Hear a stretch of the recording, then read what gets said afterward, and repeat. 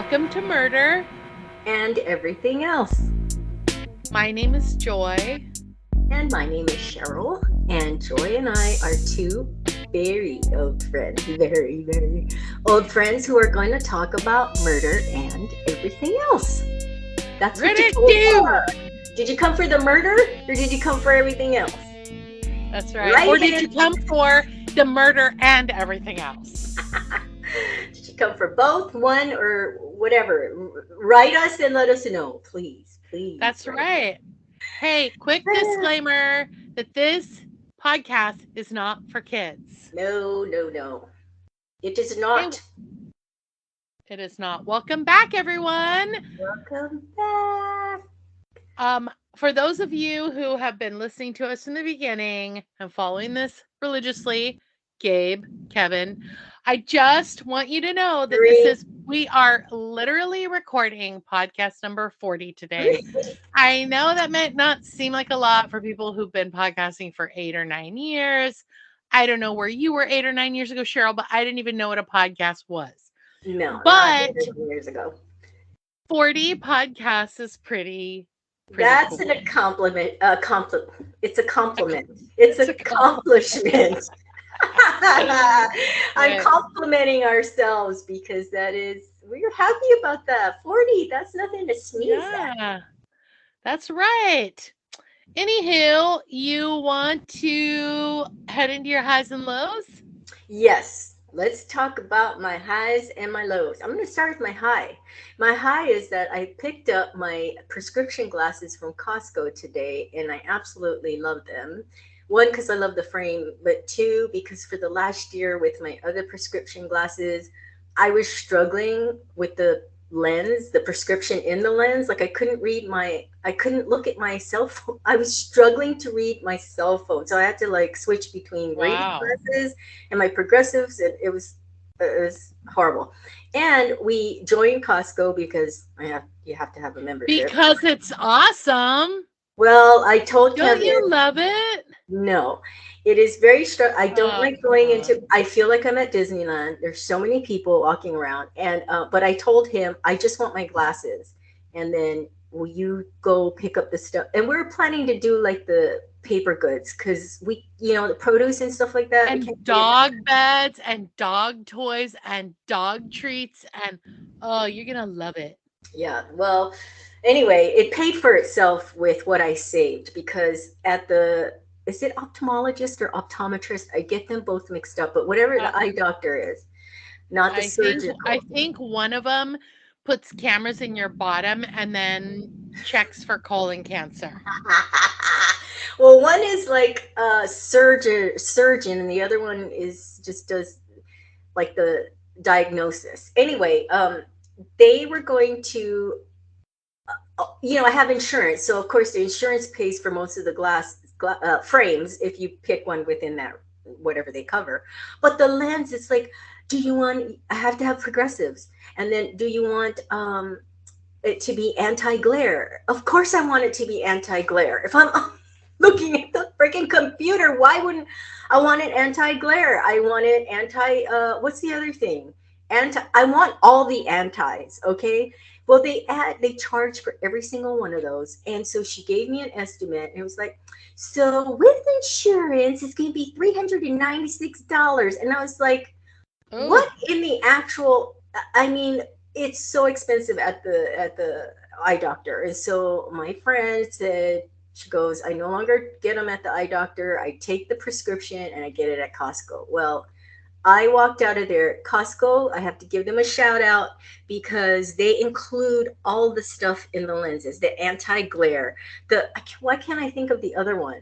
Anti-glare, anti-this, all the antis. Anti-theft.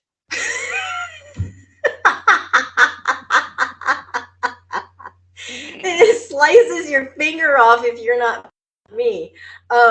Anyway, of course, you got to pay for the progressive part of it and the transitions. But anyway, I got a brand new pair of Jimmy Choo glasses, prescription, transition, progressive, anti-theft for $74.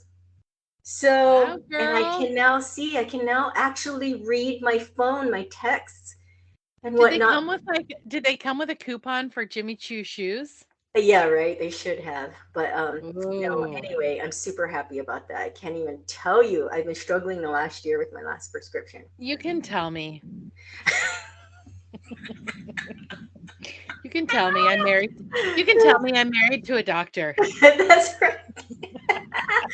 Well, that was my high, and it's a big high. I'm telling you. Okay, our low, my low. I gotta go into it because it's gonna be. It's gonna get you. Hold on to your butts because Butts, nuts, your butts, your what? nuts, your butts, and your cuts. The cuts. Oh my gosh. Okay, some of you may have heard about this, but I'm gonna read this article to you, Joy. Man calls out Uh-oh. Man calls out pet transport company for negligence after dog dies. Have you heard this? No. Okay. Is it gonna make me cry? I don't know, but I can't guarantee that it won't. It Ugh. made me very sad, but then it also brought up another thing. So I'm going to read this to you. When moving across the country with pets, it's understandable that you might want to look into having someone help transport them to your new home. Mr. Von Trainer did just that, and now he's taken to his nearly 650,000 followers on TikTok to share his story. According to the man, just hours after his dogs were picked up in Texas, he received a phone call from his vet revealing one of his pets had died. Now he's calling out the company for negligence and animal abuse. Vaughn uploaded his video on September 22nd, 2023, and called out the company before revealing the situation. The TikToker had hired the company to transport his dogs from Houston, Texas to their new home in California and received the phone call that their French bulldog had died. Apparently, the driver picked up both of their dogs and drove for an hour before getting tired. Vaughn says the driver told them he turned on the AC and took a nap. When the driver woke up, the TikToker's French bulldog, Lumi, was dead.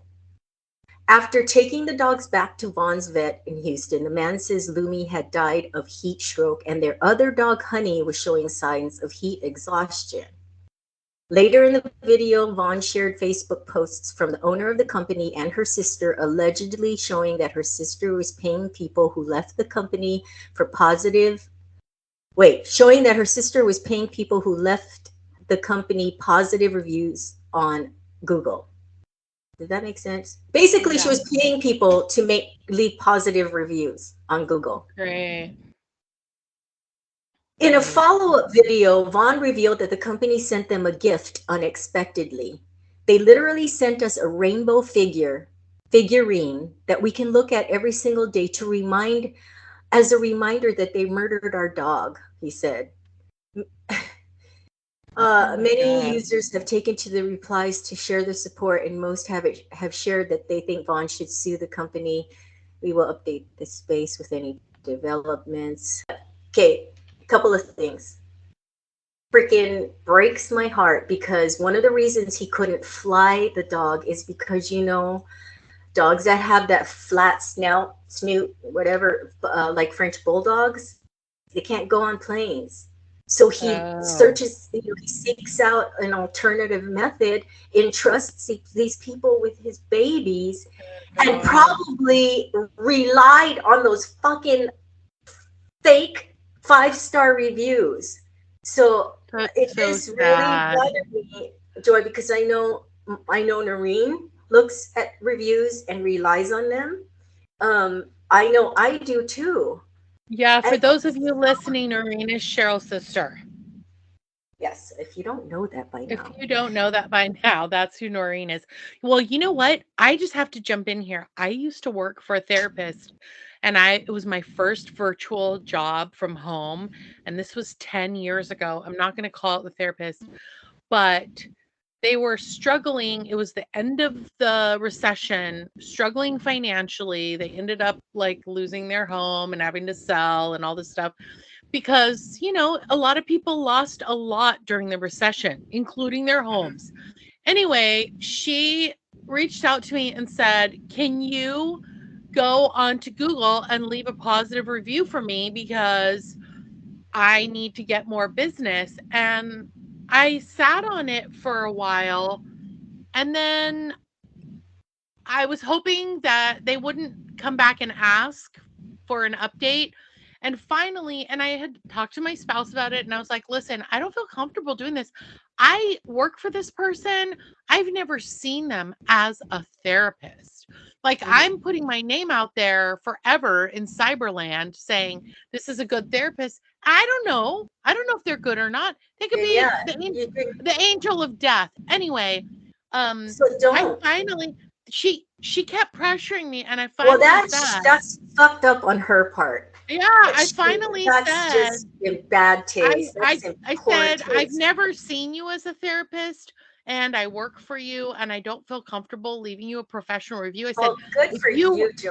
I said, "If you would like me to leave you a personal, like as a person that I'm working for you, like I could say, I work for this person, so please take that into account. This is not professional. This is just from person to person or as an employer relationship review, of which there's probably nowhere for that online. Anyway, Right.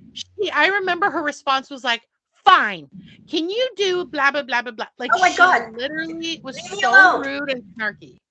Oh yeah, that's gonna win you over. I Yeah, I know, I just was want to just like, say, give everyone, me a fucking break.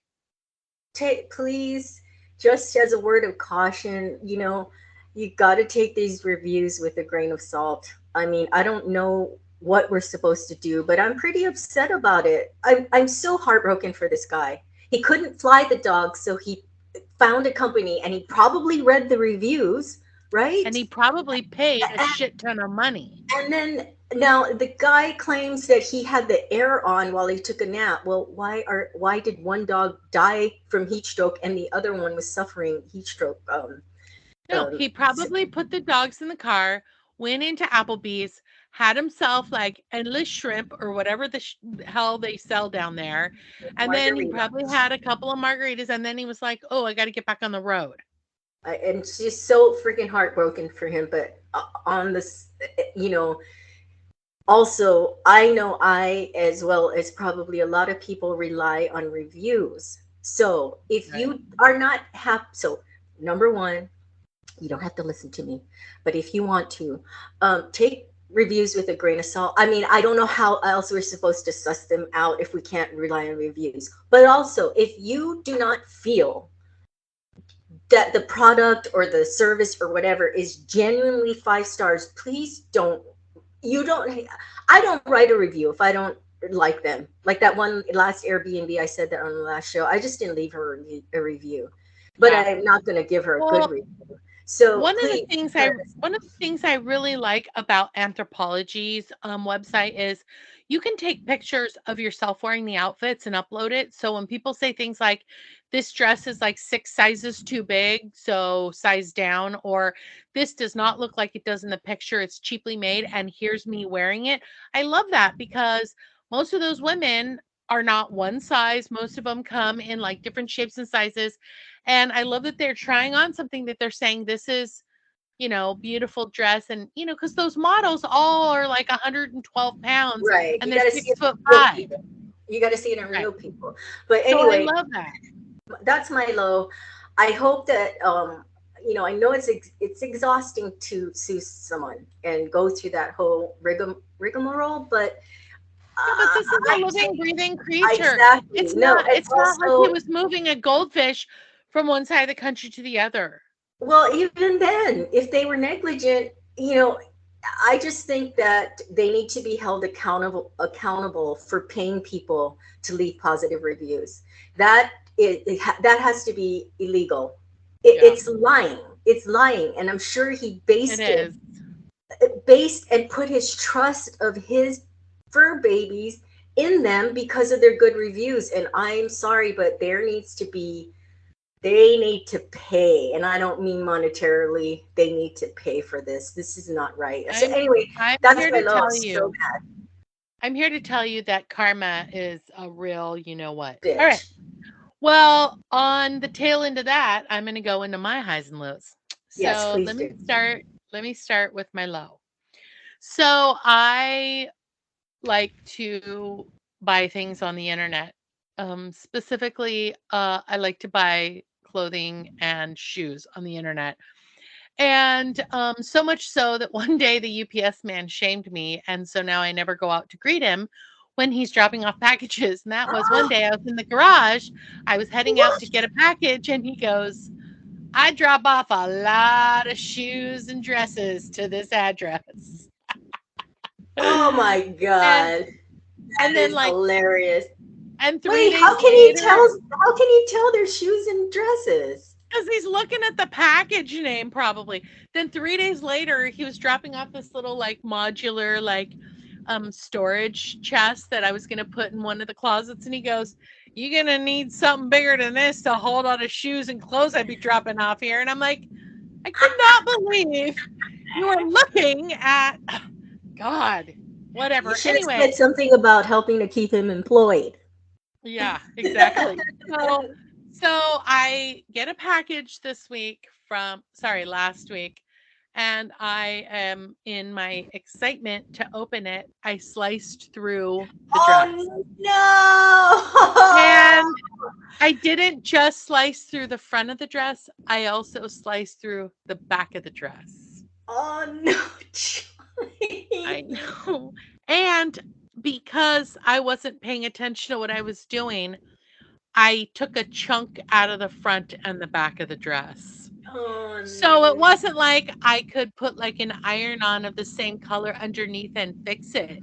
It's no! like now there's like a chunk of fabric missing, and it's one color dress, and it's a plain dress that has no embellishments on the front or Yeah, so back. you can't. Wait, is it from Amazon? No. Oh, because they're really good about, About if I lie and say that the dress showed up with a slice in it, say that it must have gotten ruined in shipping. must have. Well, anyway, Just I talked about not cannot. lying. I just talked about not lying, and here I am encouraging I lying. know, right? But Well, they make millions of dollars. They don't care if you were to just say it arrived damaged. no, but it didn't come from Amazon. But listen to my high. So I'm going to roll right into my high. I showed what I was talking to Maria when I sliced through the dress. Maria And is. for those of you who don't know, Maria is my cleaner and or slash housekeeper. And Maria also used to be a seamstress. So I'm looking at her and I'm like, oh my God, look what I just did. And so Oh, we came up with this idea of taking something away from one of the inside of the pockets because the pockets were really large, and it's the same color fabric, and putting a little like genius! what looks like a little like square or triangle on the front and back, and stitching it with the same color thread. Thread. And because the dress is just plain with no embellishments, it just looks like a cute little like figure on there, and it doesn't add or detract anything from the dress. And she did it, and it looks amazing. Oh, well, put it on our Instagram. I think people would like to see the things that we're talking about, right? Everyone, please write Yeah, in the and let. bad part of but there's a second low, and that is I tried it on, and it doesn't even fucking fit. Oh, So God, this thing has just anywho, been a pain in your butt. You need to get it rid of just it. but I'm gonna keep it anyway because of all of her hard work. That's So so thank cute. you, I want to see Maria. it. She saved the Show it to day. me. I'm gonna show you the dress afterwards. Fashion Okay. show, fashion show. See, Anyway, everybody who's listening is very jealous. So I think you should start posting on Instagram the shoes and the bags and the dresses that you talk right. about. That's right. For Maybe I real. will. All right. Anyway, rolling into our next segment called Letters from Our Listeners. We have no letters. Okay. We have So, come on. Please don't just listen. Please respond. yeah, murder and everything else at Responders. gmail.com. Murder and All right. everything else responders. Please respond. Okay. So, our next segment updates for those of you who follow us on Instagram, and those of you that don't, you need to go over and follow us on Instagram. Amber won our giveaway, and we posted photos on our Instagram And of her she is the holding her cutest new thing. So cute of her holding So her new cute. murder and everything else mug. So thank you, Amber, for entering, for emailing us the right answer, for sending us a photo once you got your swag. And remember, to those of you listening, that if any of you play any of our trivia games, like answer our trivia questions, you can win a mug too. Yes, So and go check that takes us go to check our trip. go check out Amber's picture. I'm telling you, it'll make you smile. She's so damn cute. Oh my She God, is. thank you, Amber. Sorry. And so this takes us to our trivia question update, Cheryl. Okay. As Joy said, no one's writing to us. So I'm gonna if you are tired of hearing this trivia question, the only way you can stop it is to answer it. Answer it correctly. You'll get not only get a gift, but you won't have to hear from me again about this. Noreen's going right now. She's like, I already have 2 mugs. But just She's for like, honor, I mean, you could say, Noreen, that you have the most mugs. I mean, you could have that title, you know? that's right. Okay, everyone. A few months ago, you know what's going to be? Last year, we added something to our podcast. So please make it stop, everyone. A couple of months ago, we added something to our show. I'm gonna even give them a big hint. It's at the end. It's at the end. We added something. Tell us what it was and what the origin is from this. I'm not gonna say anything I further, feel but like gave you're you a making big, I feel like you're big making hint. the question longer than it was. Oh, well, that's because I'm trying to annoy people so that they answer, and I will have to stop saying this. Okay. Guys, in 1968, something happened. What was it? All right. So now we're going to roll into shout outs. Shout out to Nordstrom Rack, who's having a huge fall shoe sale.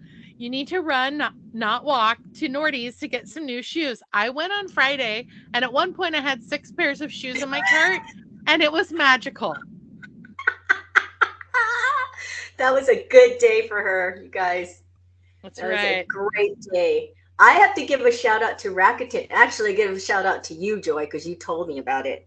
So Woo woo. you make money back, you guys, if you shop at Rakuten. And I got a check for $1.29. Now, don't let that discourage you because I know I'm going to get one for $60. That was just my No, first pity you don't shop at Rakuten. You go to Rakuten and then you put the name of the one. store you're going to True. shop at, Shop and then you true. order what you're going to order, and you get ad revenue back. And I got to tell you, sometimes you get a check, or you can do it automatic. But I do a check. I love getting the checks in the mail. It's just so fun. I also love getting mail. Full Really. stop. Gosh. You can have Well, mine. anyway, I'll forward my mail to you. there Oh you my go. gosh. Guys, we are heading back to murder this week. So Oh take it away, boy. Cheryl. Boy, are we heading back to murder. To murder. We're gonna cover 4 murders, and these are all parricide cases. Parricide, in case you don't know, refers to the deliberate killing of one's own mother and father, spouse, children, and or close relative. However, the term is sometimes used more generally to refer to the intentional killing of a near relative. It is also an umbrella term that can be used to refer to acts of matricide, killing of the mother, and patricide, killing of the father. But hold I on thought to your mattress butts. when I was younger, I thought that matricide meant that someone was killed in their bed because it was on a mattress. I thought you were going to say it had something to do with matrimony. Um, uh, Ooh, that's a good one. right. Okay. So hold on to your butts. What did you say? Gut, cuts, and butts? Nuts. Nuts. Butts and cuts. Anyway, my sources for these stories were basically Wikipedia. I know these stories, so I just went there to like kind of summarize it. And I did go to lawandcrime.com. The first case we're going to talk about, I watched every bit of the trial, and it's so frightening because this guy, Chandler Halderson, looks like a normal guy.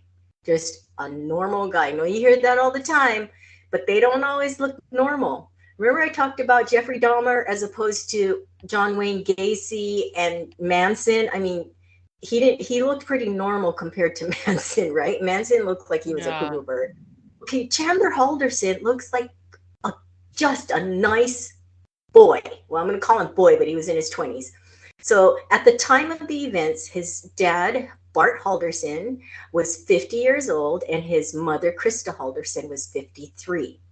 His father was an accountant, and his mother was a secretary for an automobile company. Chandler's parents reportedly left on the morning of July 2nd, 2021, to go to a cabin at Sawyer Lake, Langley County. I must say that Chandler lived with his parents. Okay. However, Krista Halderson did not take time off of work, and she was always known to notify her boss. She's not someone that's just going to go MIA. Okay. She always told him when she was going to take time off. Well, Krista's best friend and coworker, Jane, thought it was unusual that she didn't show up for work on Friday, July 2nd without calling. She immediately calls Krista and Bart, the parents, and both calls go straight to voicemail. And you know that's always worrisome, right? No one's calls ever go straight to voicemail. So Jane, this great coworker and friend, goes to the Halderson family home to make sure everything's okay, and Chandler's there, and he explains to her that his parents left that morning for the cabin. Oh, So God. now it's Wednesday, July 7th. The couple has still not returned. So now Chandler reports their disappearance, and the police go to Chandler's home after he called 911, and the police notice that Chandler's parents' cars are still there, and the keys to those cars are in the glove compartment. So Chandler then explains, well, his parents left with friends, but he doesn't know what friends, who came to pick them up on Friday to go to the cabin. So that was the second. It's now the 7th. So after several days without the slightest sign of life from the Haldersons, Chandler's brother Mitchell decides to go to the cabin where his parents were supposed to be, but finds nothing there. He calls the Wait, police. time out. Does Yes. Mitchell and Chandler both live with their parents? No, Mitchell is not. No, Mitchell has his own life. I think he's engaged at Okay. this point. He's living with his fiance, and actually, I think his fiance went with him to the cabin, Okay. but they don't find anything. So he calls the police to search the cabin, but they don't find anything. So it's obvious that Chandler and Mitchell, so Bart and Krista, never made it to the cabin. So neighbors are questioned, and none of them saw a car leave the Halderson house, but several of them talk about the fact that Chandler came to their house that morning around 8:30 a.m. before the reporting of the disappearance of his parents to ask if their camera had filmed the car leaving their house on the day of their disappearance. No camera filmed anything. So Chandler's girlfriend, Catherine, is questioned by detectives. She claims not to have been with him the day after his parents disappeared because he said he was doing chores. However, she indicates that she found this strange because at that time on Snapchat, Chandler was not located at home but in Roxbury, in Wisconsin, which is a village half an hour's drive from Windsor, where the cabin is located. Catherine's mother will also be questioned. Her name is Crescent. Her mother, Like a crescent roll? yeah, like the Wow. crescent moon. Huh. So Crescent owns this farm. She owns like It's a not like lot. I would know. It's not like I would know if Crescent was a woman's name or a man's name because I've never even heard of that as a I name know, before. right? Well, that's why I'm So I'm saying. I like, mean, it's just a detail. It doesn't. it's so It, interesting. It's a yeah, very interesting name. it is right. And I'm not making any. I'm just saying the facts. Her mother's Right, right. engaged to a woman. So Crescent owns this. She owns a farm and she owns a lot of acreage. It's like a forest. Okay. Crescent says that Chandler came to the farm that she owns and that he used the shed, then the swimming pool, before leaving for the woods on the property. After searching the wooded area, the torso of Bart, Chandler's father, was found there, cut up without limbs or head. The legs were still attached to the torso with his jeans still belted, and the back of his torso was full of gunshot wounds. In the same area, a saw was found in a water tank. In Crescent's shed, an SKS rifle was found, hidden behind boxes. A cardboard box was found in the bushes with a number of rags filled with blood. Chandler is called in for questioning. During this, investigators will emphasize a foot injury that Chandler had. He claimed that he had injured himself against a fireplace glass while playing with his dog. They will also talk about Chandler's employment situation, given that he lied and that he actually did not have a job. At the end of this interview, Chandler was arrested for providing false information regarding the disappearance of his parents. Investigators will then search Chandler's fireplace where he was so called injured. There Oh my God. they find remains of a human skull and various bones broken into several pieces, including teeth, those of Bart and Krista. They're Bart and Krista's bones. Their phones were also found in the house, Bart and Krista's phones. Inspection of the house will reveal that they were killed and beheaded there. Chandler is then charged with premeditated murder. Police Ay, ay, appealed ay. for witnesses to find out if anyone saw Chandler between Friday, July 2nd and Thursday, July 8th. A witness says he saw Chandler near Roxbury, where Chandler was located earlier in the investigation. In a wooded area, human remains were discovered, identified as those of Krista Halderson, Chandler's mother, and it was like a leg. It was like a leg and a hip and a foot. I mean, it was. He tried to burn most of their body in the fireplace, but it's not a crematorium. You know what I mean? He couldn't do Right. it. It's also not an incinerator, you know? Yeah, I meant incinerator. But yeah, he tried, and then when he couldn't do it, he just spread their body parts around the place. So let's talk about the motive. Chandler told family he was a college student about to graduate. He worked at an insurance company. He helped police as a scuba diver for a rescue team. Please listen to all of this. It's outrageous. He helped police as a scuba diver for a rescue team, and he just got hired to work for SpaceX. It turned out to be an elaborate web of lies, and this all fell apart after his father found out he was not even going to school.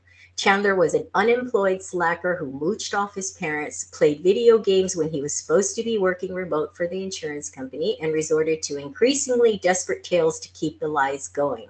Chandler claimed to work at the business for a year, but his father, who was an accountant, kept quizzing him on why he was not paying rent.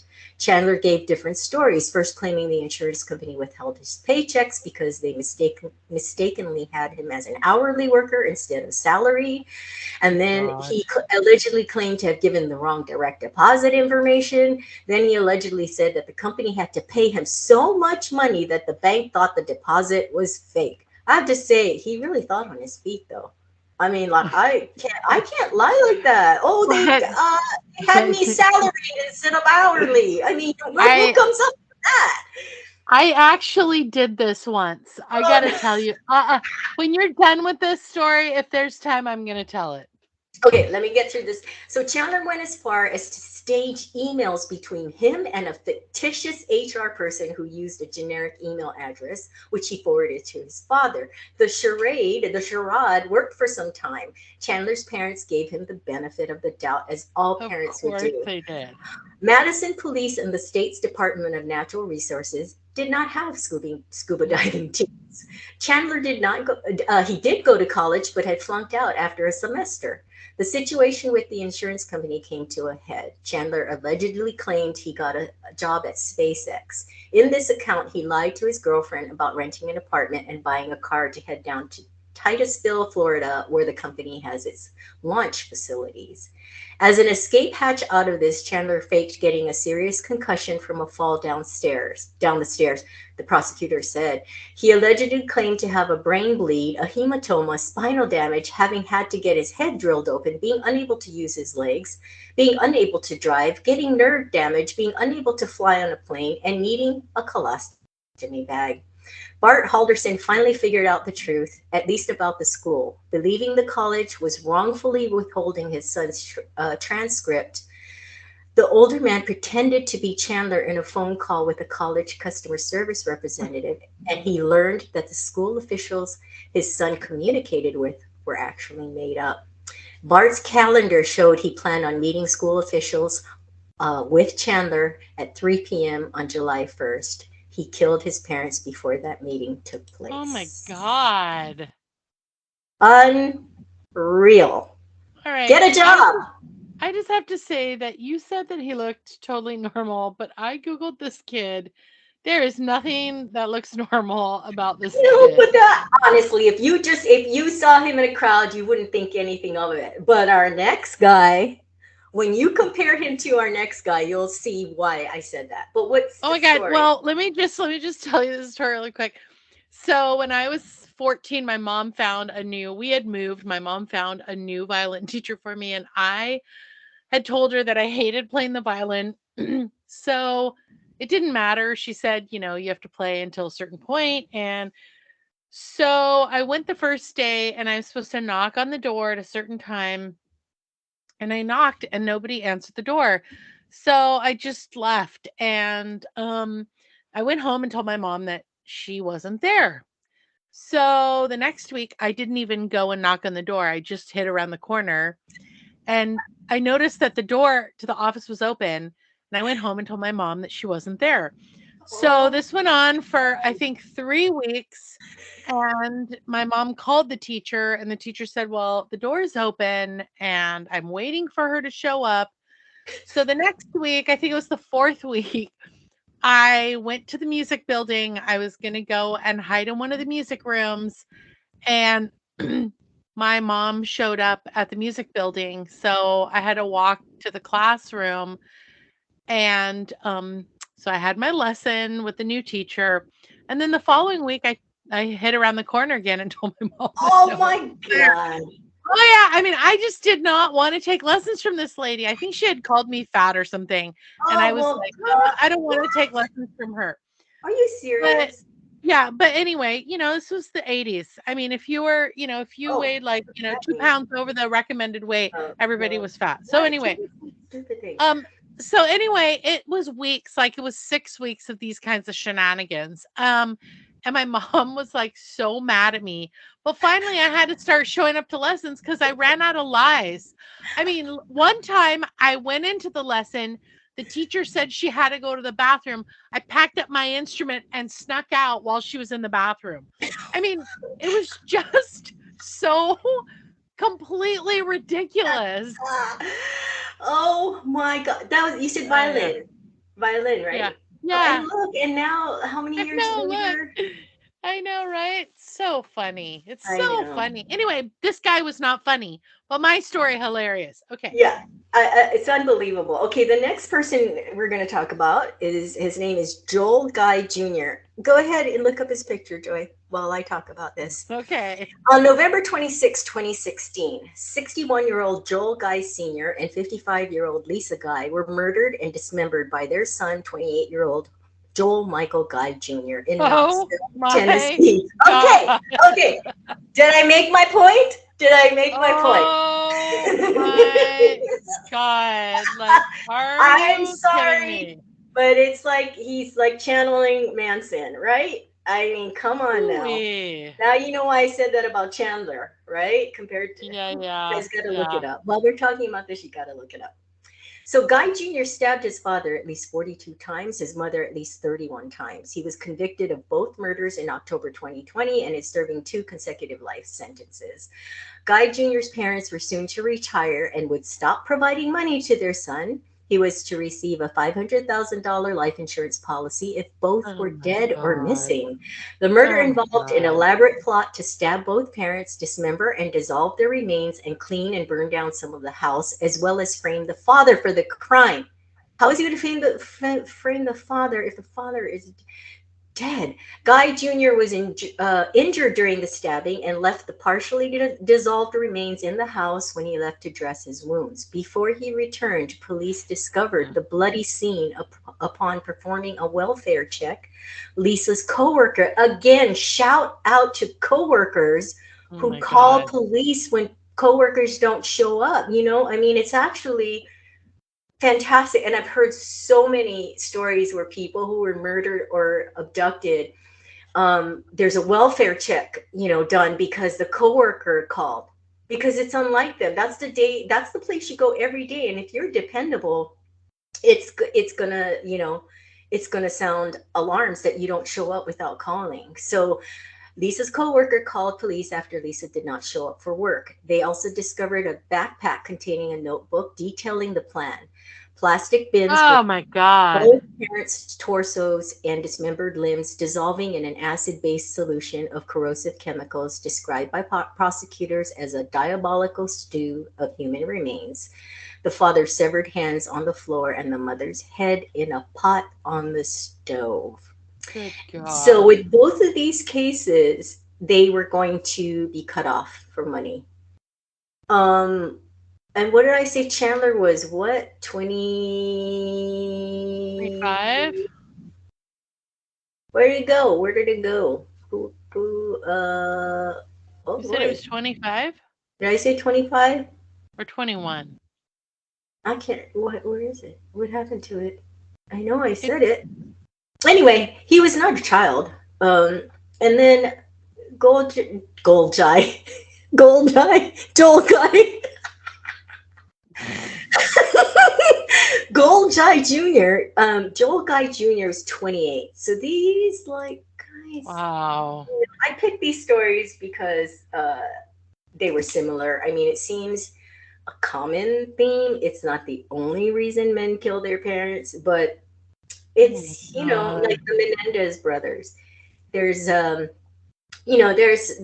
it was the first time abuse was brought up in a defense used in the defense case, but there's also talk that they were going to be cut off from the money. Who knows with that case? But that was a very famous case. But I find that oftentimes these young men are going to be cut off from money, and it's like, okay, maybe just have an argument with your parents. I don't know why. What's with the dismembering and Well, I ooh, think they're trying to get rid of like all of the evidence, but the thing that jumps out to me as just being so ridiculous is like they found a notebook detailing the it's yes, like what kind of like nut job. like I'm sorry, but here's buy cat litter, get rope to strangle parent. Like I just what is the shopping list? What is the detailing of the like I mean I can't It's even not, get my head around it. and he's not the only one that had a checklist. There's a lot of murderers that Jesus. have a checklist. Well, because they're trying to commit the perfect crime, right? And so they don't want to Uh, forget uh, anything. I don't. I guess the word. I guess the operative word is perfect. Right, exactly. But anyway, those are the two stories that I chose to talk about men committing parricide, and now we're going to go on to female because it is an equal opportunity crime. So Jasmine Richardson. Three members of the Richardson family were murdered in Medicine Hat, Alberta, Canada in April 2006. The murders were planned and committed by the family's 12-year-old daughter, Jasmine Richardson, and her Oh. 23-year-old boyfriend, Jeremy Steinke. Wait, Stanky, time out. stanky leg, yeah. Why does a 12-year-old have a 23-year-old boyfriend? That's a whole nother Oprah. Okay. Let's have Oprah on our I show. I mean, I mean, like, do yeah, the exactly. parents do the Well, parents know? oh yes, let's talk. Let me go further. So, Ugh. he has changed his name to Jackson May. But anyway, Jasmine and Jeremy were each convicted on 3 counts of first-degree murder. Jasmine, who had turned 13 before being convicted, is thought to be the youngest person in Canada ever convicted of multiple first-degree murder counts. Her 10-year sentence was What? completed. Her 10-year sentence, yeah, because she was Whoa. 13. She turned 13 before being convicted. So I don't know. Is she tried as a Whoa. 12-year-old or a 13-year-old? Because she was 12 when she committed the. Anyway, her 10-year sentence was completed. Is everybody listening? On May Right. 6, 2016. So she's been out for 7 years. At 1, Wow. 1 p.m. on April 23rd, 2006, the body of 42-year-old Mark Richardson and his 48-year-old wife Deborah were found in the basement of their home, and the body of their 8-year-old son Tyler Jacob was discovered upstairs. So this is, it's all heartbreaking. but the son, her brother, she killed her brother too. Ugh. Absent from the home at that time was the couple's 12-year-old daughter, Jasmine. For a time, it was feared that she might also have been a victim, but she was arrested the following day in the community of Leader, Saskatchewan, about 81 miles away, with her 23-year-old boyfriend, Jeremy Allen Steinke. Both were charged with the three murders. Later, on May 3rd, 2006, Steinke's friend Casey Lancaster, 19, was charged with being an accessory for driving them away in her pickup truck later that day and for disposing of evidence. According to Wow. friends of Jasmine, her parents had grounded her for dating Jeremy because of the age disparity. So that answers your question. Her friends had also criticized their relationship. Shortly after her arrest, Jeremy asked her to marry him, Ugh. and Jasmine agreed. According to friends of Jeremy, he told them he was a 300-year-old werewolf. He allegedly told his friends that he liked the taste of blood and wore a small vial of blood around his neck. Remember when Angelina Jolie and Yeah. Billy Bob did that? He also had Yep. a user account at the vampirefreaks.com website. Jasmine Who had a doesn't? Get get in line. Jasmine had a page at the same site, leading to speculation they met there. However, an acquaintance of Jeremy later said the couple actually met at a punk rock show in early 2006. The couple were also found to be communicating at Nexopia, a popular website for young Canadians. Various messages they sent to each other were available to the public before the accounts were permanently removed by Nexopia staff. Jasmine's user page under the name Runaway Devil falsely said she was 15 and ended with the text, "Welcome to my tragic end." Just hours prior to committing the murders, Jeremy and some friends reportedly watched the 1994 film Natural Born Killers, about a young couple who go on a violent killing spree. Jeremy told his friends that he and his girlfriend should go about their plans in a similar manner, but without sparing her little brother. Jeremy also said to an undercover officer, "You ever watch the movie Natural Born Killers? I think that's the best love story of all time." Under the Youth Criminal Justice Act, Jasmine's name could no longer be published in Canada after she became a suspect. Under the same act, 12 is the youngest possible age at which a person can be charged with a crime. Convicts who were under 14 years of age at the time they committed a crime cannot be sentenced as adults and cannot be given more than a 10-year sentence. On July 9, Oh. 2007, Jasmine, who had by then turned 13, was found guilty of 3 counts of first-degree murder. She is believed to be the youngest person ever convicted of a multiple murder in Canada. On November 8, 2007, she was sentenced to the maximum allowed under law for someone her age, 10 years of imprisonment. Her sentence included credit for 18 months already spent in custody, to be followed by 4 years in a psychiatric institution and 4.5 years under conditional supervision in the community. In September 2011, Jasmine began attending classes at Mount Royal University in Calgary, Alberta, during the final years of her sentence. She was released from a 10-year prison sentence at she was released from a 10-year sentence at a psychiatric hospital in the fall of 2011, and in October 2012, it was reported her rehabilitation was going well, and she expressed remorse for her actions that experts considered genuine. In May 2016, her sentence was completed and she was freed of any further court ordered conditions, restrictions, or supervision after a final sentence review on May 6, 2016. Jeremy admitted to the murder of the parents in a conversation with an undercover police officer while in custody. He was tried in November 2008 and found guilty by a jury on all three counts of first-degree murder for the killings of the three Richardson victims. On December 15, 2008, Steinke was sentenced to 3 life sentences, one for each first-degree murder count. The sentences are to be served concurrently, and Steinke will be eligible for parole after 25 years. My question to So you he's basically serving the sentence that she should. that she should be serving. I will say that I Googled this girl and it says the 22-year-old is now living quietly in the community at a secret location in Medicine Hat, Southeast Alberta, Canada, Okay. Richardson's name cannot be published in her home country, where she is known as JR, and she's even being described as a poster child for rehabilitation. Well, I'll tell you this much: Medicine Hat, Southeast Alberta, Canada, I will guarantee you, is a very small community. Um, um, Medicine Hat, I thought you were going to compare it to Florida. population is 63,260. That was in a census in 2016. So we're what, 7 years later? I can't imagine. It's a booming town because I've never even heard of Medicine Hat, Alberta. But I will guarantee you that she is probably, like, they probably know who she is in that town. So Oh, good most luck. definitely.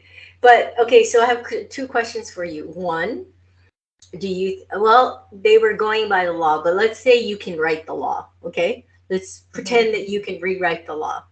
Should she have gotten more than 10 years at age 13? I mean, she was 12. I definitely think she should have gotten more. But I mean, I will say that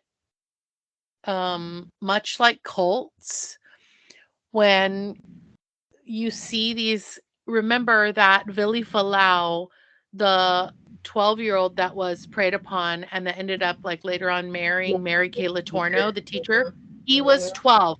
During this, there is a time, an age group, where kids are going through puberty, some kids are in middle school, and there's just this time period where they become very susceptible. They believe that they're in love. They believe, like, for example, I don't think it's a coincidence that she was 12 and she's convinced she's in love and dating a 23-year-old and they're going to marry. The Vili Falau, I mean, look what he did. He ended up, like, actually having two children with and marrying Mary Kay Latorno.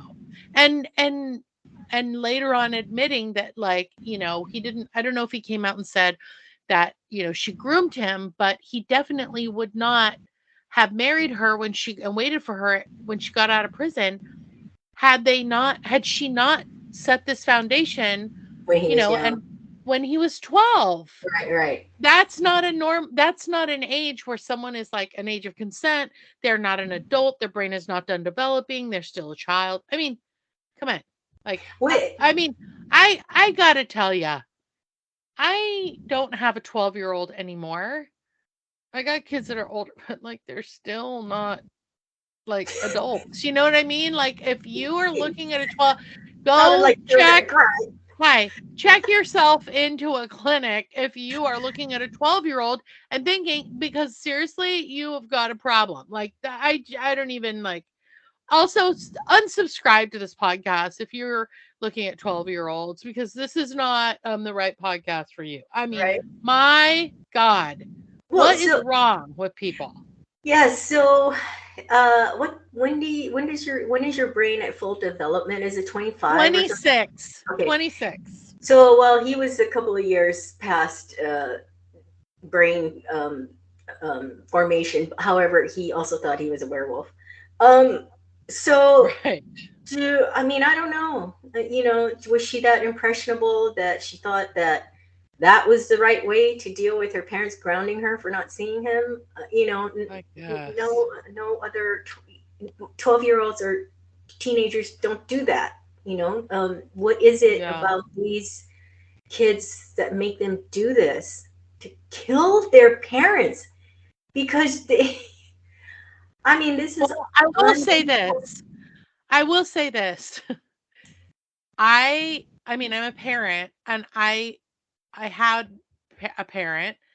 I do know that there were times in my life when I was so angry at my parent that I didn't know how to, like, accurately, like, verbalize how Express it. angry I was. Yeah, I don't know. But I also, like, knew what, I Where also the had, line is. limits, Yeah, you yeah. know? I I mean, I would it, never, I mean, I think that I think sometimes young people are really susceptible to like, oh, I'm so angry I could just scream, or saying things like, I'm so mad I could just kill her, and it's like a figurative way of saying you're just super mad. But I think some people cross over and that becomes literal. So I I don't just know. don't know how you do that. It's so gruesome too. Like I don't know. It's got to be something that separates that kind of reaction from another Hmm. 12-year-old who's been grounded for something. You know what I mean? Yeah. Let's quickly talk about Sarah Marie Johnson. On September 2nd, 2003, Alan Scott Johnson and Diane Johnson were shot to death in their Bellevue, Idaho home. Alan was shot twice in the chest while Diane was shot in the head. Their daughter, Sarah Johnson, was found guilty of their murder. Sarah was 16 years old at the time. Her apparent motive was her parents prohibiting her from dating a 19-year-old drug dealer named Bruno Santos. At approximately 6:20 a.m. on September 2nd, 2003, Sarah took the murder weapon, a 264 caliber Winchester Model 70 bolt action rifle, from the guest house. The tenant of the house had left for Boise, Idaho, and had not planned on returning for a week or so. So Sarah then walked into her parents' bedroom and shot her sleeping mother in the head, whereupon she walked into the bathroom and shot her father in the chest right above the heart while Ay, he was ay, ay. showering. DNA evidence was presented at trial from a discarded bathrobe and a latex glove that police found in the garbage can in front of the house. It contained the DNA of both victims and Sarah. Along with the robe and latex glove was a leather glove that had gunshot residue on it. In Sarah's bedroom, investigators located the other leather glove that belonged to the pair.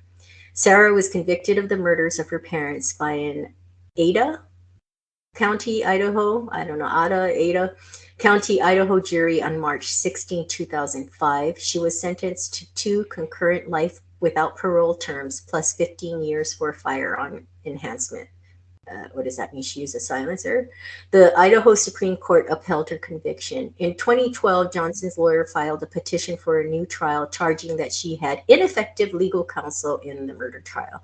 They also cited the absence of any blood spatter on Johnson and the fact that fingerprints on the murder weapon matched those of a renter who was living in the family's guest house.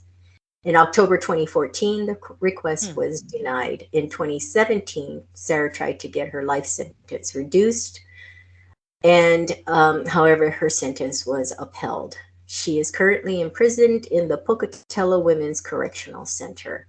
I have a. What do you think about concurrent versus consecutive? Why not consecutive? You killed 2 or 3 people um, Well, as I think they look at the age. I think they look at the crime. I think they look at all of the like premeditation and all the planning. I think they look at like Yeah, so it should be consecutive, uh not also concurrent. every state has different laws. I know we said this Some before. states have much stricter laws than others. Well, That's why we always kind of joke around that Florida and Texas, like the any news coming out of those states, is like hold on to your hats, cause woo. But honestly, that's also why sometimes you'll see like they served 5 years and they molested 25 children, or they served like 10 years and they killed 3 people. So I don't know. I yeah, just know that it doesn't match up sometimes. yeah, no. So they didn't spare the 8-year-old brother. So 3 lives were taken. I think. Don't you think that the age? I mean, we're not trying to say that one person's murder is, should have a higher value than someone else, but Right. maybe a child killing a child, not just the age of the child that's doing the killing, but the age of the child that's been killed should be taken into account. You know what I mean? Right. Because he was 8 years old. But I don't agree with this concurrent shit. You killed 2, 3 people. There should be consecutive. You're serving life for each of those 2 or 3 people. It shouldn't run together. They Right. were 3 separate people. They were 2 separate human beings. So it should be Right. consecutive. I don't like this concurrent bullshit. It makes me mad every time I hear it. I don't understand it. So this stanky guy, he had, what did I say? He, in 25 years, he yeah, sentences. I hate this sentence right here. His sentences are to be served concurrently. Hate that. And he will be eligible for parole after serving 25 years. Hate that. You know what I Mhm. mean? Like, Well, I don't know. that's what life sent like when you get life, they'll have like different levels. Life with no eligibility for parole, life with the possibility of petitioning parole, life with, blah blah blah. So they have all these different levels. But I just wanted to go back to you had said firearm enhancement. So I looked it up. It says, for example, if you are charged with assault and it is alleged you used a weapon, you will be charged with assault. Then the use of a weapon will be added to the charge as an enhancement, which means any penalty imposed for the assault will be enhanced or increased due to the weapon. So, because she was charged with firearm enhancement, she was charged with murder, but the enhancement to the murder was also she was charged with the weapons charge See, as and that's being an probably within enhancement. that. That's probably something of the state, because I don't hear that Right, all the time. It's like, doesn't matter what you killed them with, you murdered them. So right. that's interesting. Well, it But wasn't her gun, it wasn't her parents' gun, it was the tenant's tenant, gun yeah, of the guest guest house, house. and she went to the guest house and took the tenant's gun. So again, let's go back to she's 16, she wants to date a A 19-year-old drug 19-year-old dealer. drug dealer. To top it off, he's Um, 19 and he's a drug dealer. She I surely. know I know y'all love your kids out there, but if you're I'm sorry, but um I I will say that like when I was a teenager, and again, I was a teenager in the 80s. We always like to say that we're always amazed that we made, because I was also like I'm younger. I was like in elementary school in the 70s. I was born in the 60s. So anybody who's listening to this who is that age group knows we had a lot of unsupervised time. If you made it through that with all four limbs intact, both eyes, both ears, and Right? all 10 fingers and toes, it's pretty good. Like that, then you have a lot of scars. But but it means you got real lucky because we didn't do there was no helicopter parenting happening. And if there was, all the other parents were like, what is wrong with that Right? Yeah. family? Yeah. But Yeah. I Oh will my say God. that one of the things that my mom did do when I got into high school was we had school, we had music lessons, we either had band or chorale or choir or some kind of sports practice. And then after that, we had home, dinner, chores, and then lights were out by between 9 and 10 in high school. Yeah. And it wasn't like, we didn't have free time. There were four kids in my family and we all shared the same Datsun 810. So I drove if a you Datsun E210. That's so yeah, funny. so if you got and it was brown, so we called it the piece. If you got the piece for a Friday night or a Saturday night or Sunday night, like, and there was Wait, no going out on Sunday night. I don't get So, that. It was brown, so it was called the peas. you know, we called it the piece. It was the piece of shit. Oh, So you gotta so spell it out for me. yeah, so I got to tell you that one of the things that I do definitely believe is the case, especially in this age of technology, that because most of us have handed our children loaded weapons by handing them phones, Hmm. we, we've adopted the same thing. We have a kid that has a lot on their plate socially, a lot on their plate academically, a lot on their plate sports wise, a lot on their plate extracurricular. So that means that usually Monday through Friday from 6 a.m. to sometimes 9 p.m., they are just like Busy, going from one activity to the other. busy. And then there's homework. And then there's dinner and making lunches for the next day and getting all of your sports equipment washed so that it's clean and you don't smell like the inside of a boy's locker room and all these different things. So, I'm sorry, inside of a girl's locker room too, because boys and girls after sports smell the same. Mm. But I'm just saying, like, what is this girl doing dating a I 19-year-old know. drug dealer? Well, this is what I was going to ask you as a parent because I'm not one. Um, the parents of these kids, of the two girls, Sarah and Jasmine, what do you do as the parent of these? You were the parent of either one of these girls. How You do you stop them? I know you just said you keeping them pack your busy. I gotta. bags and you move to Florida. No. I gotta say that first of all, like, I What if mean, you one of your daughters came home and said, "I'm going out with Jeremy Steinke"? First of all, you'd be like, "Okay, with that last name." yeah, But I'm he's 20, sorry. and mom, he's 23. What? How? Well, What? I can't say for other people, but remember, we didn't give our kids phones until they were much older than the age that most kids. And then when they got them, they had to sign a technology contract and they cannot have social media until a certain age, and that age is 18, when they can manage their own social media and their own instant messengers and their own, posting, whatever, bullying, online bully. It's like, I know parents think their kids are really good and sweet and kind, and I think they're so great. But the fact of the matter is that, I mean, we were all kids once, Okay, and wait. if the opportunity presents itself, a lot of kids don't choose to do the right thing. No, And yeah, so when it's you true. hand them Instagram, Twitter, Facebook, Snapchat, blah, blah, blah, blah, blah, blah, all these different sites, and then you go, ready, set, go. And they're like in third grade. So they're basically like, left to their own devices, of course they're not going to make the right decision because they don't know what the right decision is. Because when someone posts a picture, it's so much easier and funnier to say, "You look fat."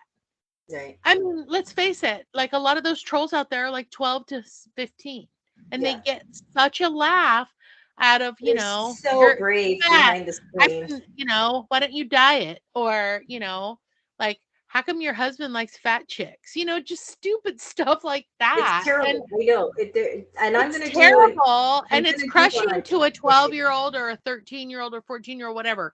But like, I look back now, like if somebody posted on my Instagram, "You look fat," I'd be like, and like, tell Right. me something I don't know. Like, I feel fat most days. Like, I don't need you to tell. Like, you can tell me that. It's not going to change how I feel about myself. Okay, but let me just point out something. This was the Jasmine case was 2006 and Sarah was 2003.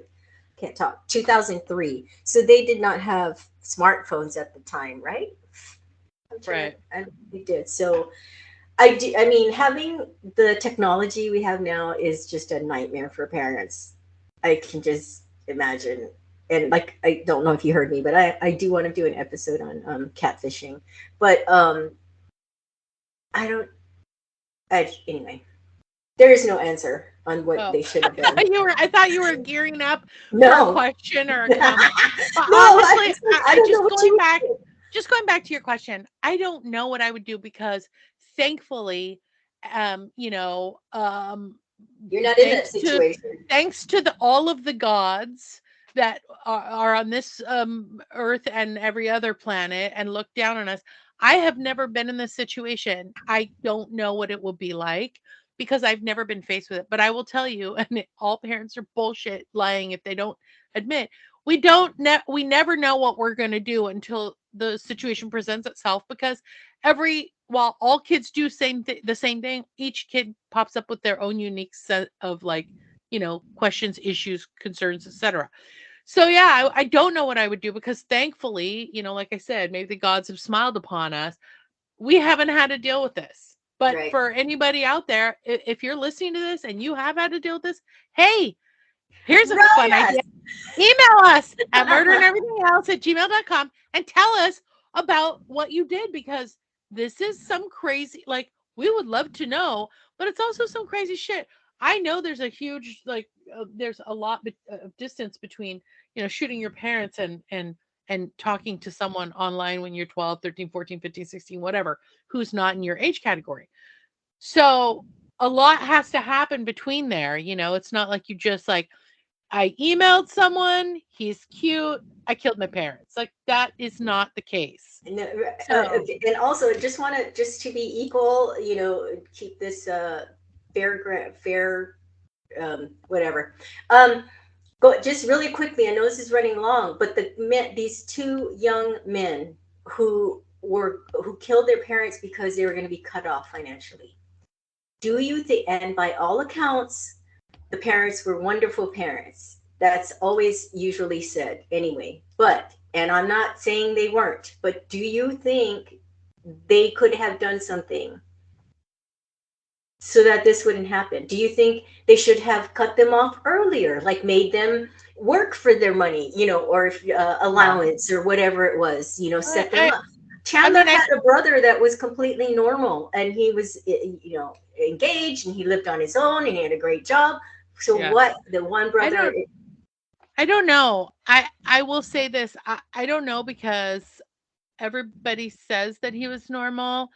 Um, but was he? And also, was the parent situation, like, were they amazing parents? You know what I mean? Like, it's easy to say, like, oh, everything was great, yada yada yada, but was it? I don't yeah, know. that's what I'm asking. I mean, it's just amazing to me that um, a man would do this to his parents because they're going to cut him off. So what leads up to Right. that? Anyway, write us, everyone. Email us and tell us what Well, you think. here's what I do know, that I will say, just like, really quickly. Um, my mom never cleaned up our problems or fixed our problems. We had to do that ourselves. So much so that there were times where I took my matters into my own hands, and I wish that I had asked for help, because sometimes I would get in, like, Deeper. in too deep. Mm. Yeah. But and it wasn't like 4 times. I mean, I can tell you it was like at least 8 times. So, or 10 or 15. But I will say that I'm so lucky, again, like I said, those of us who were born in the 60s, grew up in the 70s, went to high school in the 80s, we are all super lucky to be here, because guess what? We did everything. And we really, a lot of us, if we made it unscathed, like, I mean, whew, lucky us. Yeah. So yeah, I don't know about that. Um, I would be so interested, like, if I got to be a fly on the wall in these people's Right. houses for Yeah. even 2 hours on, like, an odd Wednesday. Yeah. But anyway, Cheryl, these were some horrible, horrible, horrible crimes. But do you know what else is a crime? What's that, Joy? That we are out of time. Yeah, that is a crime. Well, thank you for listening, everyone. And don't complicate your day. All creativity, commentary, and opinions in this podcast belong to Cheryl and Joy. Music composed and mixed by Gabe McKeon. Logo and merch created and managed by Kevin Callan. Podcast editing and advertising by Joy McKeon. Legal representation provided by John Bojezek. Please like, subscribe, follow, and listen. You can listen to us on Spotify or wherever you get your podcasts. And remember, you can find us on Instagram and YouTube, and you can email us at murderandeverythingelse@gmail.com. Bye, fishes.